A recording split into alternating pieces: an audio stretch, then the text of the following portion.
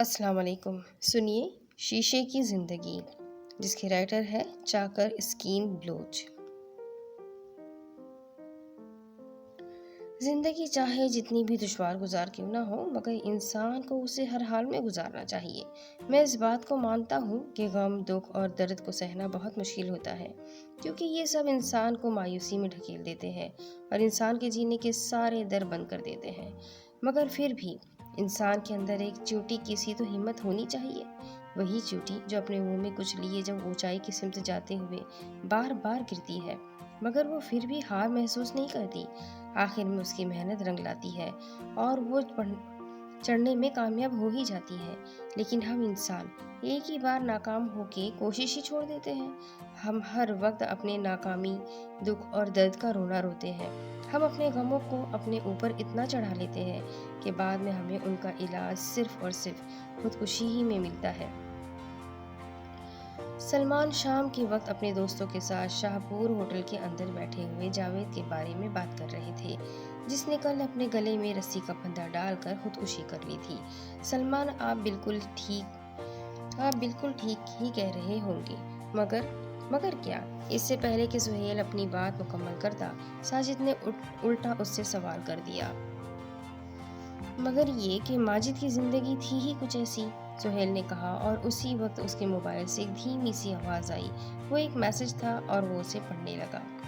کیسی تھی اس کی زندگی؟ سلمان نے پھر سہیل کو مخاطب کیا۔ سہیل نے اپنا موبائل میز پر رکھا اور کہنے لگا، دیکھو بھائی، یہ تو کل ہی کی بات ہے۔ اس نے اپنے باپ کے جنازے کو کندھا دیا تھا، پھر شاید آپ لوگوں کو معلوم ہو اس کے بعد کیا ہوا تھا؟ سہیل نے سوال کیا۔ جی ہاں، اس کے دو سال بعد اس کی ماں بھی چل بسی، سلمان نے جواب دیا، اور پھر اس کے بعد اس کی بہن اور بھائی چل بسے۔ تو پھر آپ لوگ ہی بتائیں کہ ایک انسان اتنے سارے پیار کرنے والے انہی رشتوں کو کھو دینے کے بعد بھلا کس طرح جی سکتا ہے؟ سہیل نے کہا۔ ہم مانتے ہیں کہ اس کے لیے مشکل لمحات تھے، تو کیا اس کے لیے صرف یہی راستہ بچا تھا کہ وہ خودکشی کرتا؟ ساجد نے جگ سے گلاس میں پانی ڈالتے ہوئے سہیل سے پوچھا۔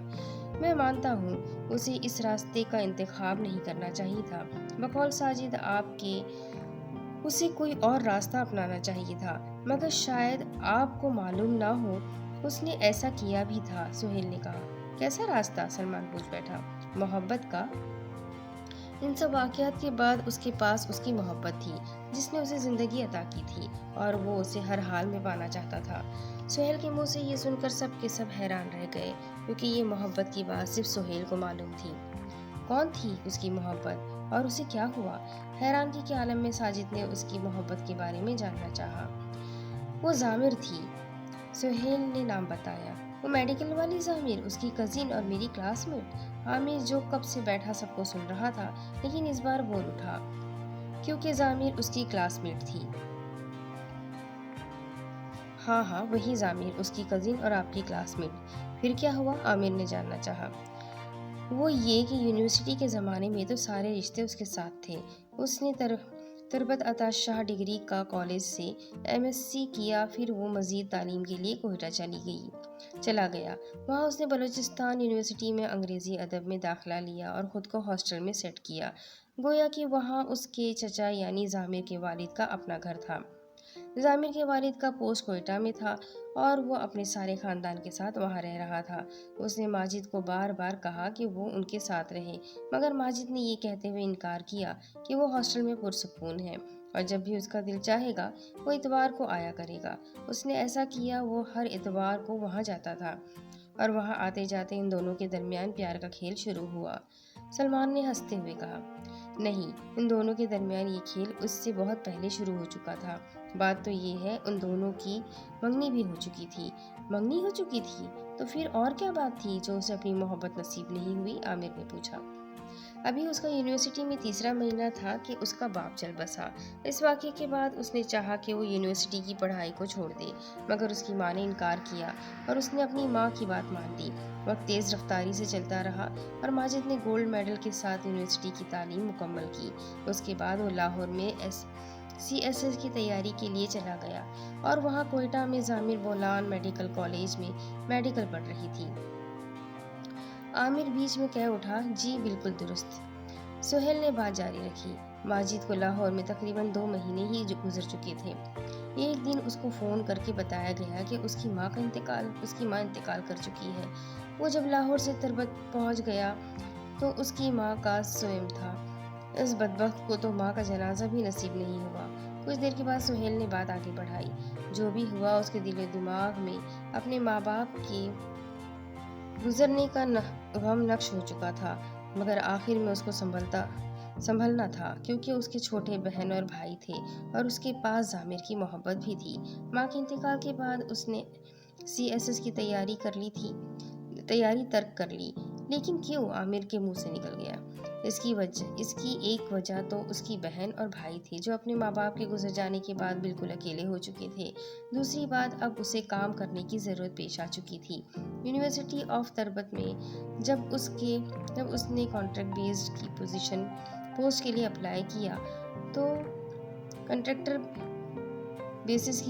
لیے اپلائی کیا تو اس کی قابلیت کو دیکھتے ہوئے اسے اپوائنٹ کیا گیا۔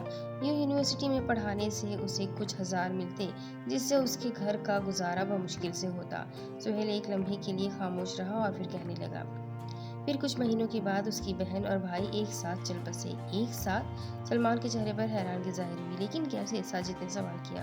ماجد کی بہن ماہ بانو، جو 12 سال کی تھی اور 7ویں جماعت میں پڑھ رہی تھی، اور 10 سالہ بھائی میران 5ویں جماعت میں پڑھ رہا تھا۔ وہ دونوں ایک ہی اسکول میں پڑھ رہے تھے، جسے ساچان گرامر اسکول کے نام سے جانا جاتا ہے، جو تربت کا ایک بہت ہی مشہور اسکول ہے۔ وہ دونوں بہن بھائی ہر روز اسکول میں ایک ہی وین سے آتے جاتے۔ ایک دن ہوا یوں کہ وین اسکول سے گھر کی طرف جا رہی تھی اور جاتے جاتے وین ایک دکان کے پاس رکی۔ وہ ایک گیس کی دکان تھی، جو بڑے بڑے گیس کے سلنڈروں سے بھری ہوئی ہوتی ہے۔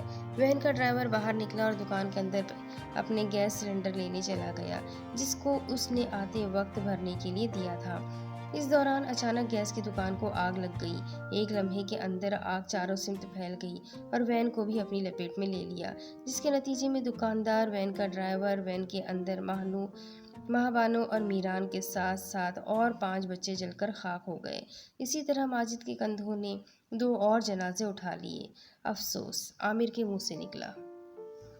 یہ تو واقعی بہت مشکل لمحات تھے ماجد کے لیے۔ سلمان نے افسوس کا اظہار کیا۔ پھر کیا ہوا؟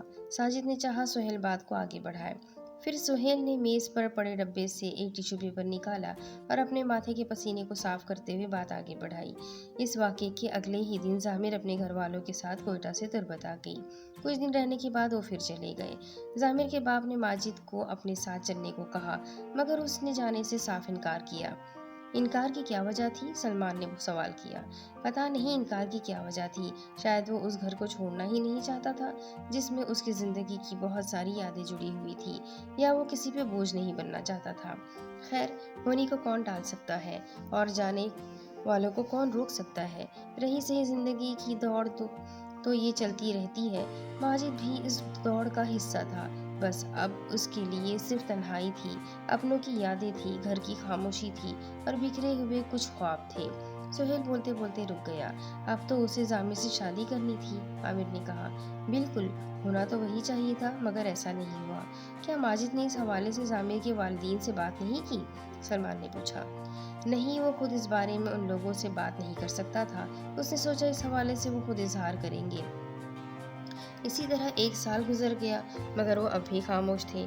ماجد کی جب بھی ضامر سے فون پر بات ہوتی تو وہ اپنے باپ کی خاموشی کو اپنی پڑھائی پر ٹال دیتی۔ وہ ماجد سے ہر طرح کے وعدے کی تلافی کرتی۔ وہ ماجد کے ساتھ جینا اور مرنا چاہتی تھی، مگر ایک دن ہوا یوں کہ ماجد کو کسی سے معلوم ہوا ضامر کی بات کسی سے پکی ہو چکی ہے، وہ بھی کسی ڈاکٹر سے، اور اگلے مہینے کی فلاں تاریخ کو ان کی شادی ہونے والی ہے۔ ماجد کو بالکل بھی یقین نہیں ہوا۔ اس نے ضامر سے بات کرنا چاہی، مگر ضامر نے بات کرنا تو دور، اس کا فون بھی اٹھانا گوارا نہ کیا۔ ماجد نے مسلسل 3 دن اس کا نمبر ڈائل کیا، مگر اسے خاموشی کے علاوہ اور کوئی جواب نہیں ملا۔ کچھ پل رک کر سہیل نے پھر بات جاری کی۔ جب اسے ضامر سے کوئی جواب نہ ملا تو اسے پورا یقین ہو گیا، پھر بھی اس کے سامنے ضامر کے منہ سے نکلے ہوئے وہ سارے وعدے تھے۔ اس نے سوچا بھلا اس طرح کون اپنے وعدے سے مکر جاتا ہے؟ پھر اس نے سوچا جب کیے گئے وعدے بعد میں ٹوٹ بھی جاتے ہیں वैसे भी हर चीज़ का एक अंजाम होता है और वो इन दोनों की मोहब्बत का अंजाम था। माजिद ने बरसों तक जिस लड़की के लिए इंतज़ार किया, उसके साथ ज़िंदगी के खूबसूरत ख्वाब देखे थे, और वही लड़की अगले महीने किसी और की होने वाली थी, तो वो कैसे बर्दाश्त करता। उसी वक्त माजिद ने अपने लिए खुदकुशी का रास्ता चुन लिया और ऐन निकाह के दिन उसने अपनी ज़िंदगी की कहानी को ख़त्म कर दी। वहाँ कोयटा में जामे दुल्हन बनी एक नई ज़िंदगी का आगाज़ कर रही थी, और यहाँ ये अपनी ज़िंदगी का खात्मा। कहानी ख़त्म शद। तो कहानी यही ख़त्म होती है। उम्मीद करती हूँ कहानी आपको पसंद आई होगी। कितने हालातों के बाद एक इंसान खुदकुशी तक पहुँचता है।